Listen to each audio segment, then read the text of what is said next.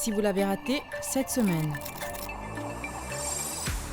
Une Peugeot conduite par un adolescent âgé de 15 ans a mortellement percuté Moumtaz Bissessar, 68 ans, le 20 janvier à rue-la-Reine-Port-Louis. Un autre piéton a également été blessé. Le jeune conducteur, helper de profession, a indiqué à la police avoir bougé le véhicule sur ordre de son employeur, le propriétaire de la voiture. Ce commerçant de rue-la-Reine, âgé de 28 ans, a lui souhaité se dédouaner de cette affaire.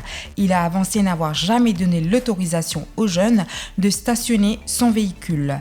Le jeune conducteur a été traduit en justice où une charge provisoire d'homicide involontaire a été logée contre lui. Ne pouvant payer sa caution, il a été placé en détention au centre correctionnel de Petite-Rivière.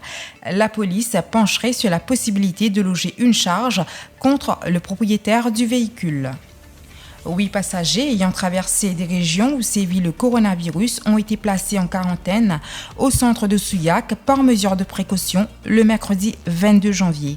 Ces passagers ne présentent pas de symptômes d'infection à ce virus, mais les autorités sanitaires ne préfèrent prendre aucun risque. Des tests sanguins ont été effectués sur eux et les résultats sont attendus. À savoir que le berceau du coronavirus serait la capitale de la province de Hubei, le Wuhan, située en Chine. 11 millions de personnes habitent cette cité. Toutes ont été coupées du monde pour éviter que se répande le virus. À vendredi matin, 26 personnes ont perdu la vie en raison du coronavirus, alors que 830 autres ont été infectées. De plus, 30 millions d'habitants de Chine étaient bloqués par les mesures anti-épidémie. Plusieurs concessionnaires automobiles se sont réunis le jeudi 23 janvier pour dénoncer les dommages causés aux véhicules en raison de la mauvaise qualité de l'essence. Regroupés sous la Motor Vehicles Dealers Association, ils ont pointé du doigt le taux élevé de manganèse que contenait le carburant à Maurice. De nombreux Mauriciens s'étaient plaints de la mauvaise qualité de l'essence qui aurait endommagé leurs véhicules. Après analyse, des laboratoires locaux et étrangers ont déterminé que le taux de manganèse était bel et bien plus élevé que la moyenne préconisée. Les dommages ont été chiffrés à quelques 150 millions de roupies.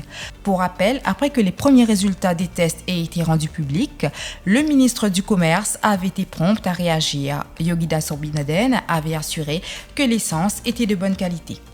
La Miss World 2019, la Jamaïcaine Toni Hansing, est en déplacement à Maurice depuis le mercredi 22 janvier.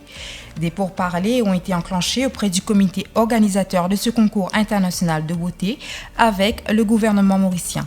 Le but est que cette compétition se tienne à Maurice en novembre 2020. Diolé Jongar, ministre du Tourisme, a indiqué que la question sera portée devant le Conseil des ministres ce vendredi. Jeudi, la Miss World a visité La Golette Government School. Toni Hansing a affirmé croire en la jeunesse. Toutefois, l'emploi du temps de la Miss World a été chamboulé en raison du mauvais temps qui prévaut. Le Premier ministre Pravin Jugnauth a rencontré son homologue britannique Boris Johnson à Londres le lundi 20 janvier. Cet entretien est intervenu en marge du UK Africa Investment Summit tenu le même jour. Le dossier Chagos a été au centre des discussions. Selon un communiqué du bureau du Premier ministre, les deux chefs du gouvernement ont exprimé le souhait de trouver un terrain d'entente. Pour rappel, la Grande-Bretagne n'a pas respecté le délai de 6 mois accordé par l'Assemblée générale des Nations unies pour rétrocéder les Chagos.